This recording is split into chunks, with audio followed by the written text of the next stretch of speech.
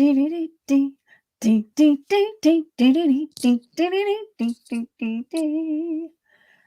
the Be Bold You podcast with Cindy Lou, and I am coming to you funny and true. Okay, so anyway, Cindy Lou from Be Bold You, the personality expression system that helps you determine not only who you are, but who do you want to show up in the world as? How do you want to present yourself? And how can you transition from how you're being perceived to how you want to be perceived? That is all the process of that Be Bold You system. So today, my guest is, I think, one of the most fun people that I've had on in a while. I shouldn't say that though, because my other guests are going to think that's terrible. What do you think, Johnny? Well, I don't know. People say I'm fun. I'm not sure I get it though, but okay, whatever. Yeah. I'll go with you. It's your show. Yeah. We are going to get started in just a second. I'm going to read this card off because I can. And for those that are listening to it, why are you reading something off? Well, because I'm recording this live on Facebook and YouTube. And if you want to watch it, you can pop on over there and see it. Woo, woo. So my guest today is John B. Pica, the prophet of pop culture. That's going to be one of my first questions. And his podcasts are Diesel Punk and Back of the Cereal Box. And that Back of the Cereal Box one was kind of fun, right? Wouldn't it be cool to get all your friends together on Saturday morning, eat big bowls of cereal, and talk about cool pop culture stuff? The answer was yes. And the Back of the Cereal Box podcast was born. How fun is that? We have a lot of fun. All right. I want you to introduce yourself a little bit more, Mr. Pica. What exactly does it mean to be the prophet of pop culture? Well, hey there, friends and foes. I am John Pica, but you can call me Johnny. And I was gifted the name The Prophet of Pop Culture when I was hosting a video podcast called Tales from the Geek. And this was seen on comicspriceguide.com. We had about 60 to 80,000 viewers every week, every episode. And I would make these predictions about what was going to happen in the world of comics or movies or TV, and they would always come true. And so one fan said, Johnny, you're just the prophet of pop culture. And I was like, yes, I've got a new nomenclature. Yeah, you can own that one for sure. You know, when I started dreaming about what was going to happen next on the soap operas, I stopped watching them. But it sounds like that's like what feeds you. It's like, what can come next? Where are you going to go with it? Yeah. Well, I love kind of I love being right, but I really love being wrong and being surprised, which really hasn't happened a lot in the world of pop culture until recently. The MCU TV shows on Disney Plus have kind of turned my profitabilities upside down. And that's actually really refreshing. For the first time in a long time, I don't see the end coming a mile away. And I like that. Yeah. I go to movies sometimes and it's like you can tell how it's going to end before they even get 10 minutes in, and you're like, yep, whatever. And you kind of like almost want to go. Sometimes that's good. I call that when that happens in a movie where it's predictable, but I call it predictable in all the right ways because it hits what I call the trope notes, the right trope notes. It makes it feel like a movie you've seen before, but in a good way, like that old blanket that you love to wrap around yourself and just curl up in. There are a lot of movies that are like that, and I just came back from seeing one this afternoon. Jungle Cruise from Disney is like that. It feels like, it does. It feels like Indiana Jones, The Mummy, The Rocketeer. It feels like movies that you've seen before, but in a good way. They feel familiar. They feel like that old blanket that you just want to wrap yourself up in. That makes sense. I guess I never thought of thinking about movies in that way. Yeah. I like it. Well, I have these 10 questions that I start most of my shows with so people can get to know you outside of what you do. All right. I'm a little They're bit frightened by this. super simple. Like, what is your favorite color? Purple. There you go. See, it's a good color to be favorite today. It's everywhere. And are you more introverted or extroverted? That is a great question. In front of an audience, in front of a crowd of people, I'm definitely extroverted. But one-on-one, probably more introverted. I'm not real great at one-on-one personal relationships. Yeah. So, but on stage, when I'm in control, when I have control of the studio, the mic, or whatever it might be, then I'm very extroverted. It's so funny how different situations will cause us to react and act differently. Yeah. Yeah, for sure. Do you have any quote or phrase that encourages you?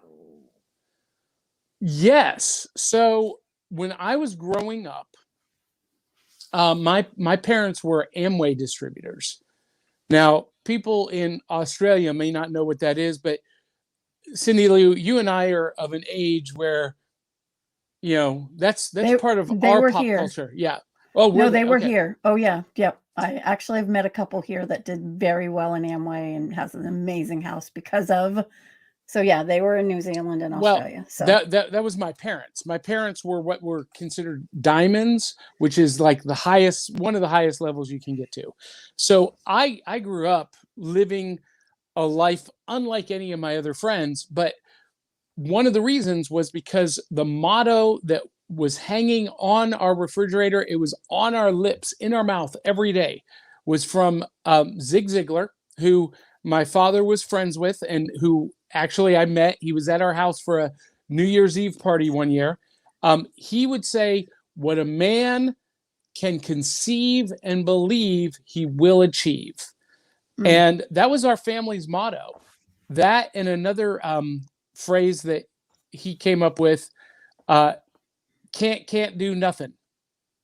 So we didn't use the word can't in our house growing up. But yeah, that and then there's a verse from the Bible, Isaiah 40 through 41. They that wait upon the Lord shall renew their strength. They shall rise up with wings as eagles. They shall walk and not be weary. They shall run and not faint. And those two phrases, those two mottos kind of are the direction for my life. They fuel me. Those are awesome and very similar to what I grew up with. Yes. What energizes you? Ooh, that's a good question. Before October of 2020, I would have told you being in front of an audience, any size audience, any type media, be it stage, podcasts, or, whatever. Today, I'm not really sure. Can we come back to that one? Yeah, sure. Of course we can. I'm still trying to decide what I want to be when I grow up. So. Oh, okay then. Have you ever had a favorite age? 8 years old. Okay. I love that. I want to know why. So I'm curious. Let's all get out. 8 years old, it was just the best year of my life. I remember for my birthday at 8 years old getting Amigo Hall of Fame playset. Now, for those of you who don't know, Migos were action figures that had removable clothing. They were 8 inches, fully articulated. And in the US, it was like the thing before Star Wars figures came about. And they made this playset for these 8-inch figures of the Hall of Justice. And it was glorious. And I got that for my 8th birthday. And it was just phenomenal. And So that is one of my fondest memories of growing up, and because I have such fond memories of that birthday, 8 has become my favorite age and my favorite number. It's my nickname, Ocho. It's my Really? favorite number too. Yep. Well, look at that. Look at us connecting on a psychic level. Already. Ooh. Are you more of a book reader or a song listener? Probably a book reader. And what book would you say people should definitely read? Well, it depends on what you're doing. If it's just for escapism, my all-time favorite book is Danny, Champion of the World by Roald Dahl. He's the guy who wrote Where the Sidewalk Ends. He's known for, that. No, that was Sid Silverstein. I'm sorry. Roald Dahl, James and the Giant Peach, Willy Wonka and the Chocolate Factory. One of his lesser known works is Danny, Champion of the World. Fantastic book. Really, really great story, and one of my first favorites.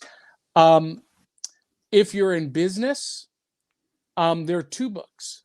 There's A Sucker Born Every Minute. No, there's A Customer Born Every Minute by Joe Vitale, based on the misquoting of P.T. Barnum. He never said there's a sucker born every minute. A reporter said that about P.T. Barnum's show. And Joe Vitale wrote this great business book called There's a Customer Born Every Minute. And it basically analyzes business practices, sales, and promotion through the lens of P.T. Barnum's 12 circles of success. Phenomenal book, really great. And then the third book that I would recommend everybody read is a book called Wild at Heart. Such a good book. It is such a good book. And why can I not remember the author's name right now? John, it'll come to me later. But is it John Wilder? No. No. No. I don't remember. But Wild at Heart basically, takes a deep dive into basically why men act the way we do. And it really looks at the what does he call it? The broken father link, and how, your relationship with your father kind of dictates the way you live out the rest of your life. And phenomenal, eye-opening book for anyone, just for self-introspection. But if you're a married guy and your wife reads this book, she will be like, oh, I get you. Yeah. Phenomenal book. It's kind of like when I watched The Fastest Indian, which is a book about a New Zealander. Yeah, and I looked at my husband, or a movie about a New Zealander. Yeah, I saw the movie. Great movie.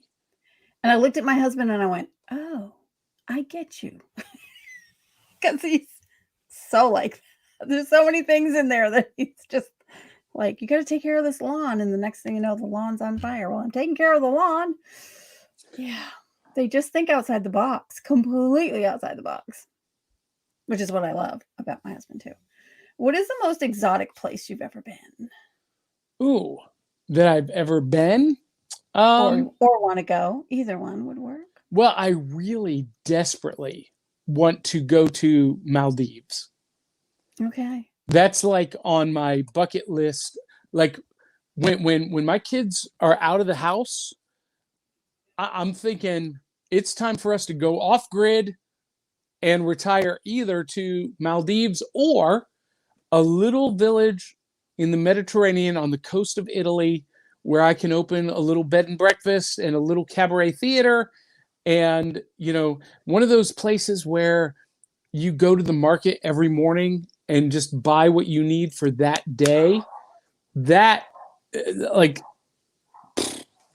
my dream life right there. So, but in terms of where I've been, I would have to say Grand Bahama Island in the Bahamas. Yeah. Peter Island. I think most islands are pretty much, on my list of Yeah. yes. Do you create to live or live to create?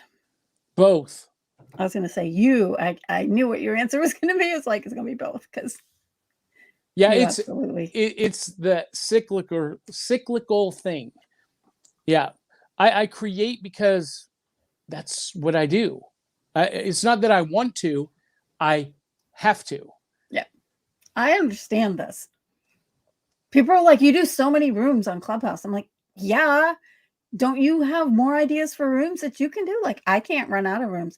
Oh my gosh, Johnny, you got to hear about the newest one I'm going to do. You should totally come and co-host that with me, co-mod that with me. It's going to take 6 to 8 co-mods, and it's called Pass the Squirrel. Ooh, Johnny had this look on his face like, Well, I want to talk more. Yeah, definitely. We'll talk about it. So, who has been your greatest influence? And they can be dead or alive.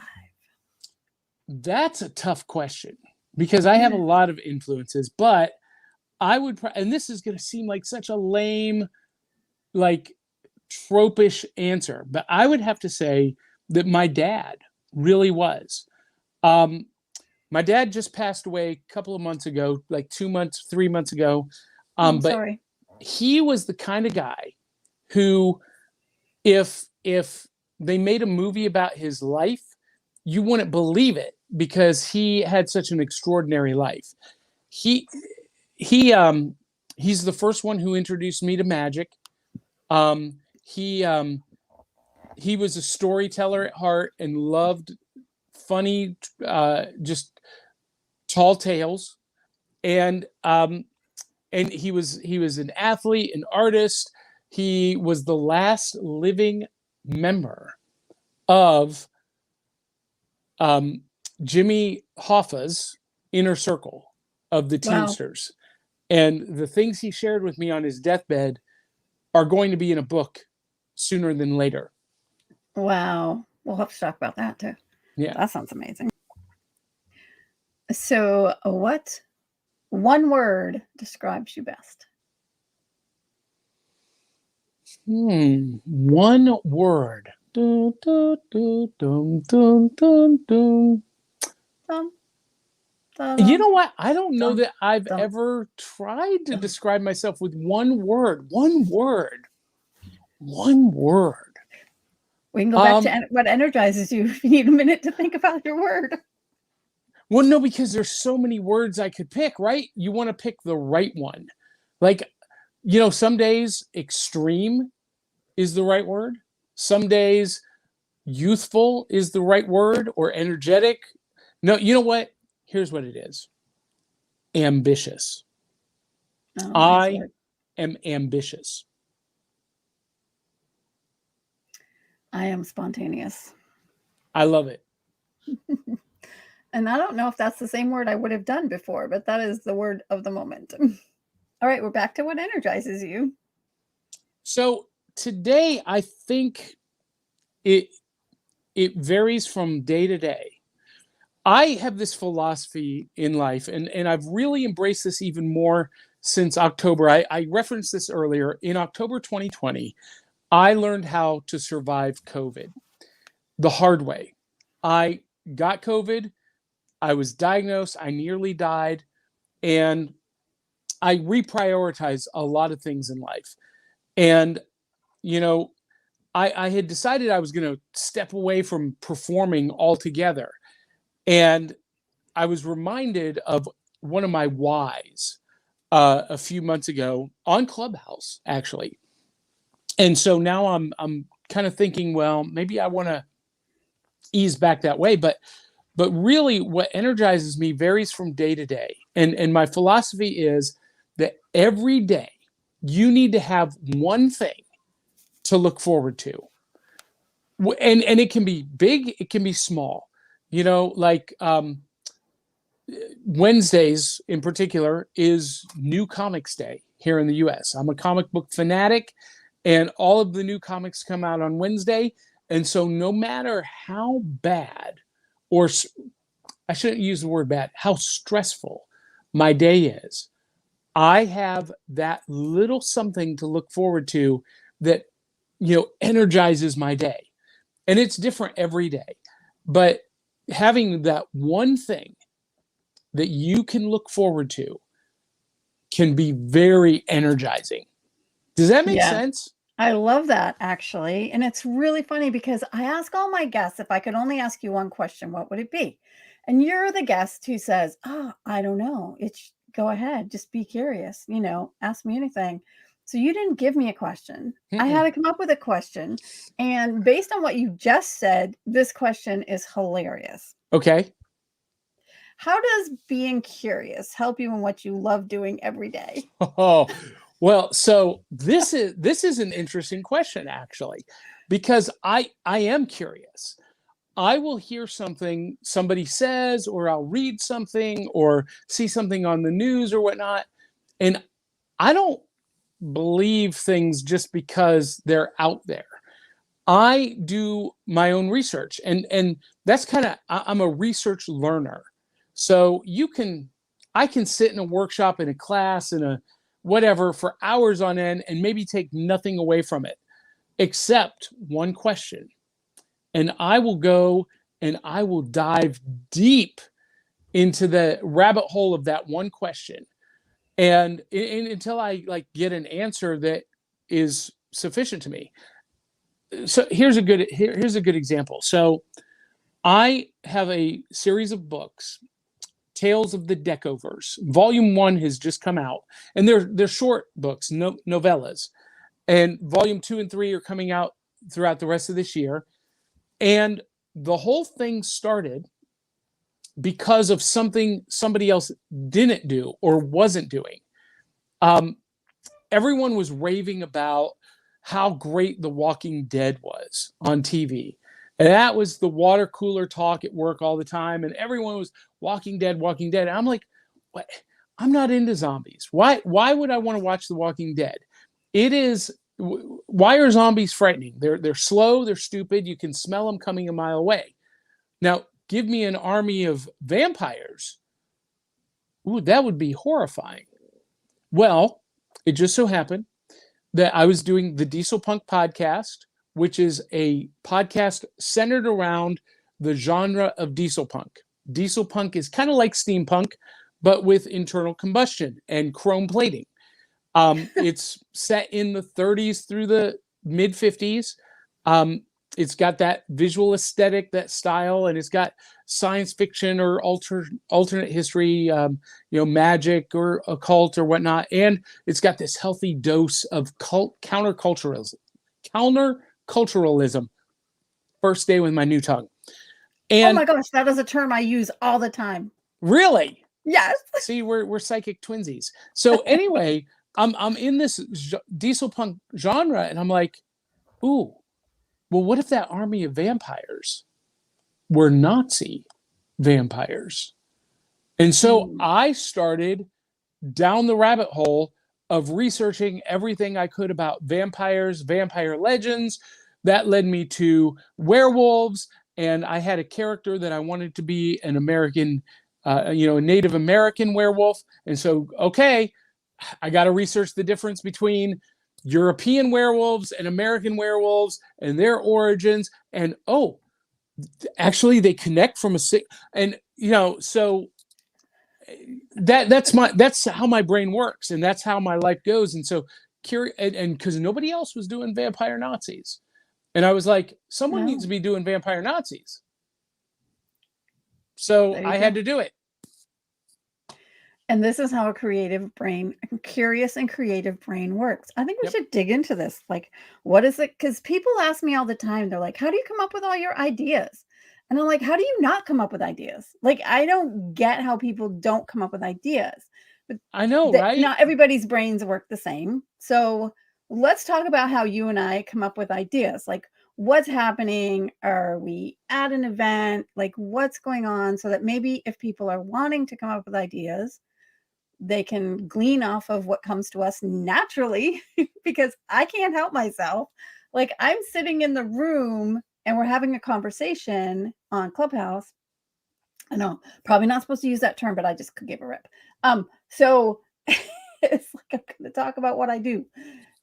And we'll be having a conversation, and I am planning the next topics based on something that comes up in the conversation, right? We're only going to spend 2 or 3 minutes on that topic within the current conversation because that's not the topic main frame. But every conversation always leads to at least one other. Like, what are we going to talk about next week? And then I'm tying them together so that people are coming back because they've already had a taste of that conversation. So yeah, absolutely. Where do you get ideas from? Like, okay, so like I mentioned a moment ago, I am usually inspired not by what people do, but what they don't do. And that's been kind of the source of most of my favorite inspiration. And I'll be like, okay, why didn't they do that? Because that would be a whole lot better. Oh, guess I got to go do that now. But I also keep an idea journal, a dream journal, just a little leather-bound book that I carry in my backpack or my back pocket with me all the time. And if I have a random idea, I write it down. And periodically, at least probably once a month, I just flip through that thought journal, that idea journal. And sometimes 2 different completely separate ideas from 2 different sources written at 2 completely different times will connect in my head. And sometimes it's not immediate. Like I had one idea in my stage magic act. I do a routine with an Alaskan wolf trap where I literally put my hand in the wolf trap so that I can read minds. Because when I feel extreme pain, I become psychic. And that's the premise of the piece. But it was inspired by 2 completely separate things that aren't related to each other in any way. But as I'm flipping through this journal one day, I'm like, oh, wait a minute. Wait. Ooh.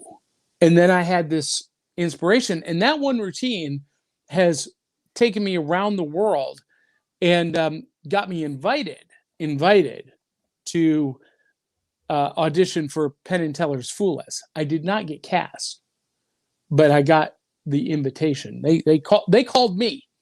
So yeah, when you find something that you're doing and you're not thinking about it, and people are starting to call you, then you found what you're meant to do. Yeah. So I'm glad you're thinking about going back to the stage, and you can do it in smaller ways, or not smaller, but less often, or more scheduled. Or and I'm looking at what that looks like, because one of the big problems is I've made my living as a creative, and so how do you be on a smaller scale but still generate the income that you need to? So and since surviving COVID, I've been really diving into writing and podcasting more than ever. I've had successful podcasts, but this one is really, and I'm talking about Back of the Cereal Box, is really the most authentic expression of me as a whole person and my interests as a whole. Because, I'm of an age where growing up, we didn't have iPhones or iPads at the breakfast table on Saturday mornings. We were reading the Back of the Cereal Box.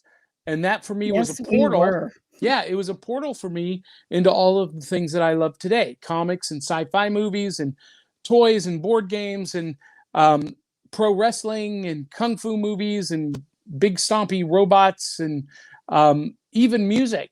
My love for music came from the records that they would print on the back of a cereal box, and we would cut them out. Michael Jackson and the Archies, and there were a couple of others. I forgot about those. Yeah. And people like my kids today, my kids are really into vinyl records. We're vinyl record collectors. But when I tell them, I used to cut records out of the back of the cereal box. They're like, Yeah. what? Right? Yeah. Right? That I- would like flip them out. They'd be and like, I had to go research it and find proof to prove it to them. oh my gosh. I will have to remember that one. In the Kiwi room, we have a girl that's like 24. So she doesn't know any of this stuff. So I'm gonna definitely bring that up. Yeah. See if people remember that. Because she'll be like, Outstanding. excuse me? We actually made it into a game show kind of thing last Saturday because it's like we'll give you a point if you can stump her if she doesn't know what it is. That's There's awesome. so much she doesn't know. There's so much she doesn't know. Oh my gosh, it's so funny. Youth is wasted on the young. It is not wasted on the young, but they don't understand. Maybe it's understanding that's wasted on the young. No, I don't even want to say that. I don't want to say that the young are wasted at all. That's my thing. Words are really important. What words you use. Words mean things. That's right. They do. They do. So what other ways do you get creative ideas? Or is it just simply you're watching and you're writing and you're...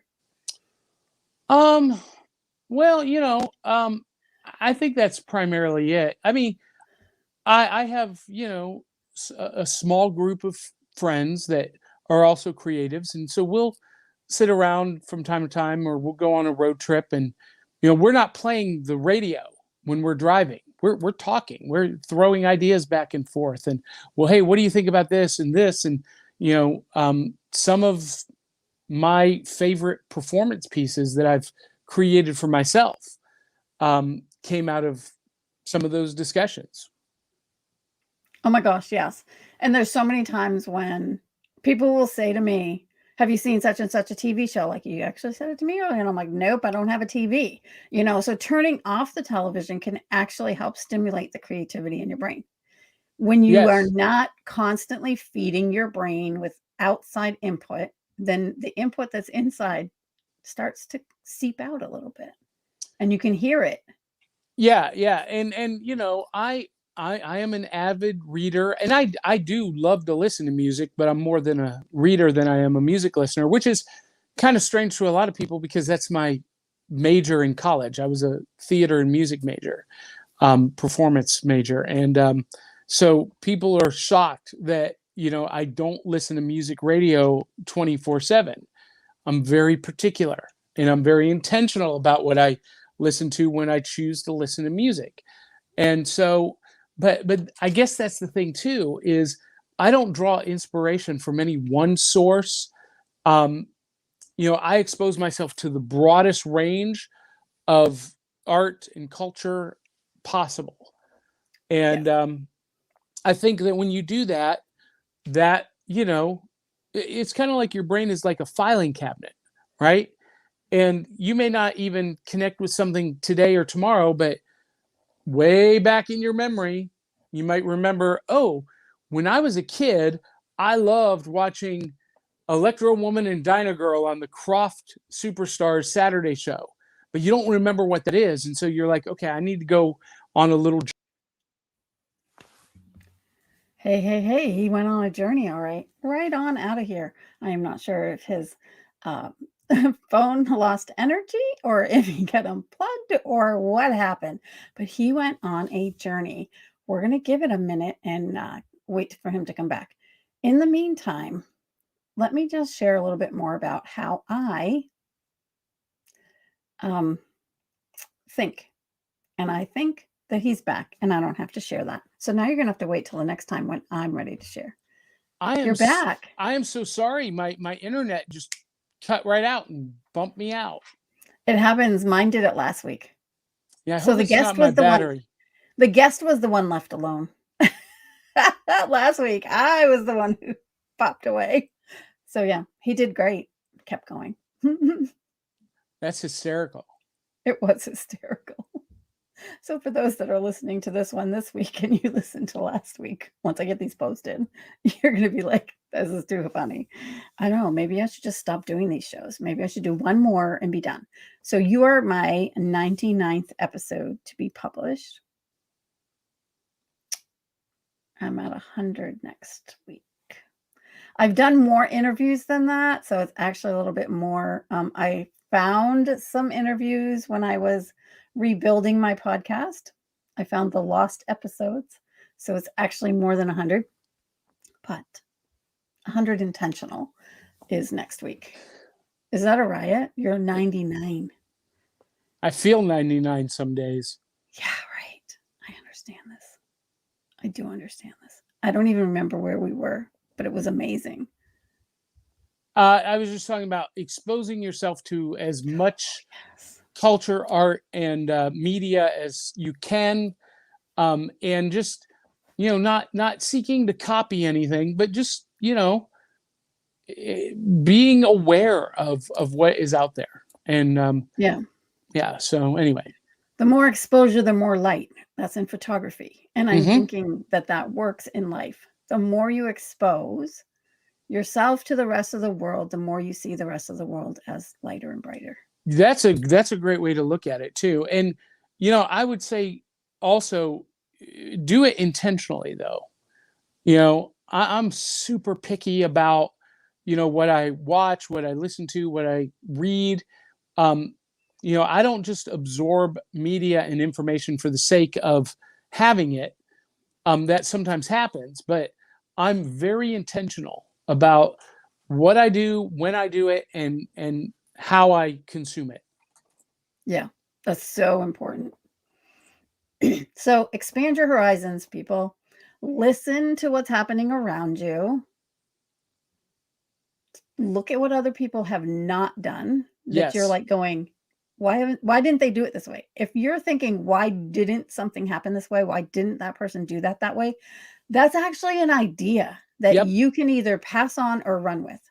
And I think that people don't think about it. They're just criticizing. But it's like, no, you're Exactly. being given an idea. Yes.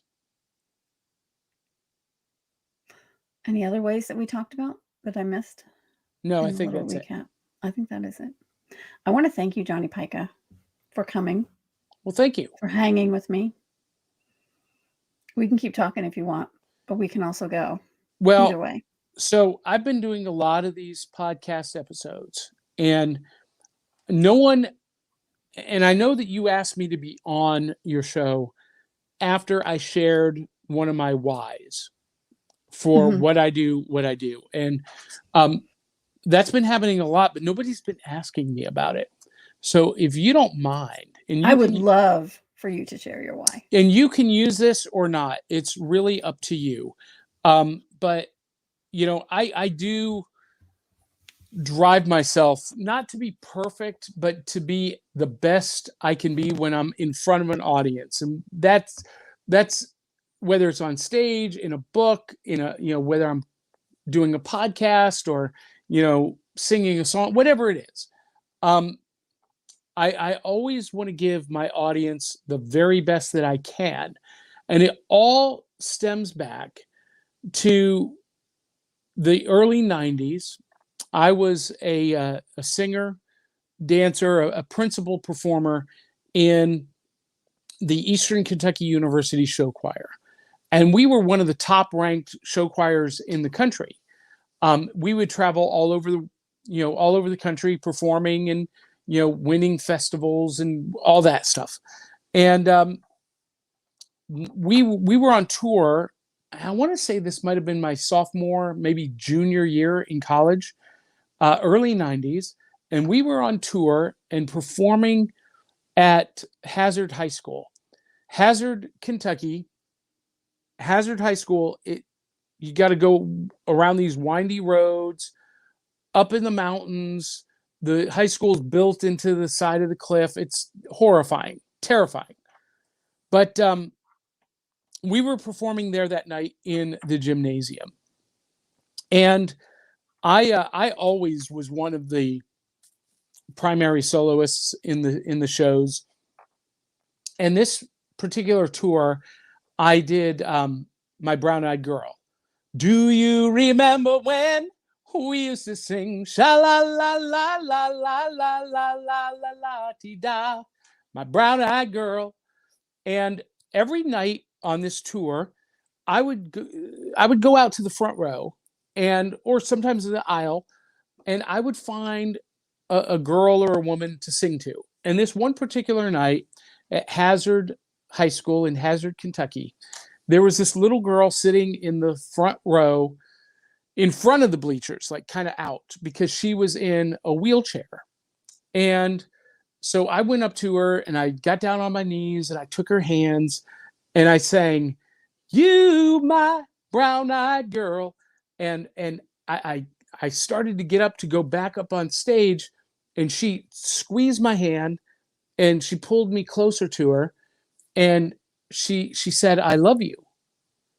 Now, that's not really unusual in the arts in performing, but I was like, okay, that's nice. I gave her a wink and a smile, and I went back up on stage, and we shared where we finished the show. And afterwards, we're standing in the reception line, or what I used to call the enjoyed it line. So, you're standing at the door as people are coming out, and they're like, "Wow, I really love that show. Oh, it was so good." And you're like, "Thank you, thank you, thank you." And up comes this little girl in the wheelchair being pushed by her mom, and her mom makes eye contact with me and immediately starts crying, just sobbing. And she comes up to me, she takes my hand, she says, thank you so much. That was so awesome. Thank you." And I'm like, "Well, you're welcome. I'm glad you enjoyed it." Because again, I mean, this wasn't like an uncommon thing. And she's like, "No, no, no, you don't understand. This is Amanda. And when she was 6 years old, she was put in this wheelchair in an accident that killed her father. And she has not spoken a word since that day." And that night, during the show, she said, "I love you." By the way, she was 12 years old. So it was 6 years. She hadn't spoken a word. And I wish the other people in that group could have had that experience and had the same kind of realization that I did. And that is that art, music, stories, podcasts, books, whatever it is, can have impact. You, as a creative, have the power to impact people's lives. And because of Amanda, every time I step out on stage, every time I get ready to do a podcast, I think about her and how, I don't know where the next Amanda is going to come from. I don't know where she's sitting in this world right now, but somewhere out there, someone is waiting for something I have to share to potentially change their lives. And that's that's not like who I am, but that's really what drives me to continue to be as excellent as I can. And I don't say that in a braggadocious way, but I think every time, where will Amanda be next? And because I don't know, I try to make every experience for my audiences as excellent as they can be, because art impacts lives. And, I wouldn't have that impact if it weren't for a teacher in high school who was the first time a teacher saw potential in me and talent, and he fostered it through art and music and theater. And that's why today I'm a huge advocate of arts education in school, not just for the student that's going through that program, but for the people that their art, their stories, their music, their theater, whatever it is, for the people that they can potentially impact down the line. And so that's why I'm really, really passionate about what I do. And that's a big part of why I do it. Yes, that was exactly what I knew. There was something. I was like, there was some reason particular that I asked you to be on the show, and it was to share your why. So thank you for remembering that, because you didn't put it in the application. And so then I didn't remember what it was. But you remembered, because I think it impacted you enough. And that was probably the day that you realized, oh, maybe I need to be doing it again. Being Well, out there. yeah, that's kind of what started it. So I want to talk about that. Okay. What does your stage look like? I mean, I think it's a transition for what your stage is. Rather than a transition from performing, it's a transition from, what does my stage look like? How can I have a stage that fits in my life that allows for me to still have time with my family and friends that I want to have time with, and still get the message out? That's why I do this podcast. That's why I'm on Clubhouse, right? Like, I can be taking care of my husband and in a Clubhouse room at the same time. Right. I can be right with him. So you find the medium that allows for you to be that creative that impacts and changes lives. I had a lady come back to me into one of my rooms and say, thank you. I'm now singing because you inspired me. And I remembered her, but I didn't remember that I had that kind of an impact on her. I didn't know that I had that kind of an impact on her. I got her singing in one of my rooms. I had her sing over somebody. And it just opened up the floodgates. Yeah. Yeah. That's awesome. And we just don't know. We just don't know. We don't. We just don't. And that's why, I never, if my audience is 2 people or 2,000, I'm going to treat it exactly the same way, because one of those people may be the next Amanda that just needs to be inspired or, impacted by something that we might have to say. Her dad might have sung that song to her. You know what? Know. I don't know. And here's the shame of this, is that was before the internet and before social media. I have no idea what her last name was, where she is today.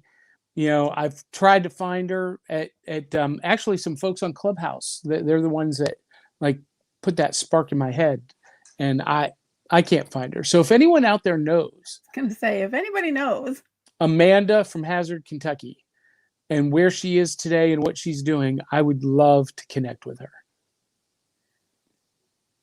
Oh, that would be amazing. If this show led to that, I would be so cool. Oh my gosh, Johnny. Oh, okay. I'm teary now. That was amazing. Like, you reminded me why I do this. So like next week won't be my last show, because I have to keep sharing these stories. There's things happening with people and in their lives. Oh, and I'm going back to something you said earlier. I want to speak to all the dads out there. When you don't think that you're inspiring your child, you are. How often, and I've said this before, because mom and dad come up so many times as the person who has had the greatest influence on their children. So many times. And it's not something to be, it's something to really embrace and to realize the impact of that person who's so close to you, who birthed you, who created you, essentially. Yeah. From whom you came, is so important in your lives. And that will be the most important job that you ever do in your life. The most important contribution you can make to the planet is the children that are created. And I loved how you honored your dad, in that you're going to now write a book about some things he told you. That ought to be interesting. Well, and for that matter, I didn't give my mom as much due credit as she deserved. She was my biggest fan. And, she died 22 years ago this year.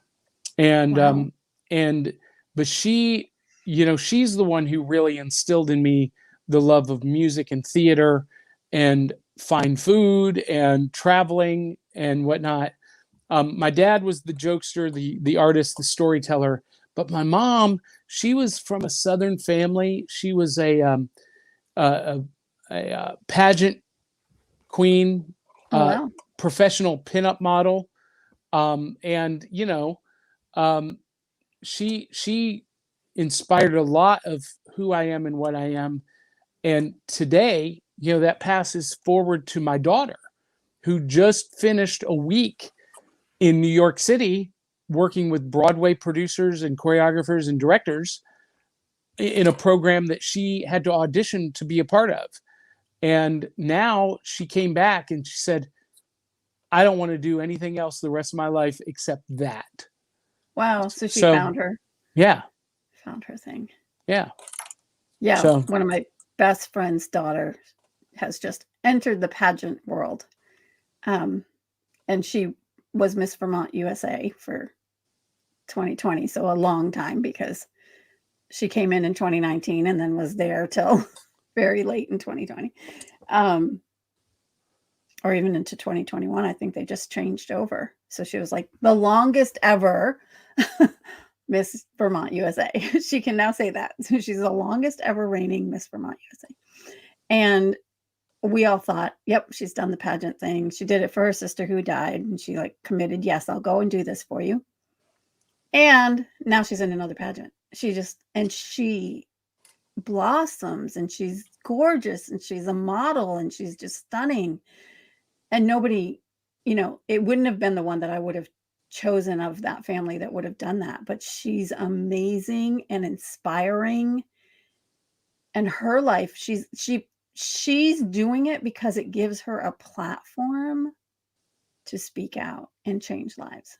Yep. So why do you perform? It's to change lives. I love that. Yep. Oh, that's why I do it too. We can't help ourselves. The applause is nice. Yeah, it is. It kind of gives you that adrenaline, whatever, dopamine. I'm not sure what it gives you, but probably dopamine.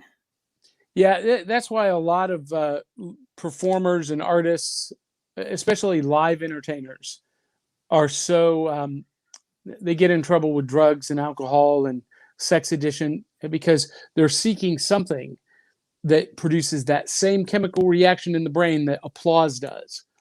And when you're a stage performer, when you're on stage, you are a celebrity to those people in the audience, no matter how big or small the stage is.